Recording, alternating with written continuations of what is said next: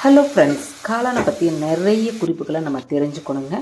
காளானை நம்ம யாரெல்லாம் சாப்பிடலாம், யாரெல்லாம் சாப்பிடக்கூடாது அப்படின்னு பார்க்கலாங்க. சின்ன குழந்தைங்கள்லேருந்து பெரியவங்க வரலாம் சாப்பிட்லாங்க. நிறைய மருத்துவ குணம் கொண்டது இந்த காளான். காளானில் நிறைய புரோட்டீன் சத்துக்கள் நமக்கு நிறைய இருக்குதுங்க. கால்சியம் சத்து இருக்குது. காளானை நம்ம பயன்படுத்துகிறப்ப பார்த்திங்கன்னா நல்ல காளானாக வாங்கணும். இதுலேயே விஷத்தன்மை உள்ள காளான்லாம் இருக்குது. அதை நம்ம தவிர்த்துட்டு பார்த்து எலுமிச்சம்பழம் போட்டு நல்லா க்ளீன் பண்ணி நம்ம சுத்தம் பண்ணி இந்த காளானை பயன்படுத்துகிறேங்க.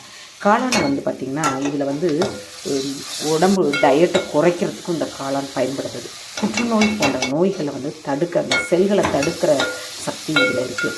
இதே நோய் உள்ளவங்க கண்டிப்பாக காளானை எடுத்துக்கலாம்.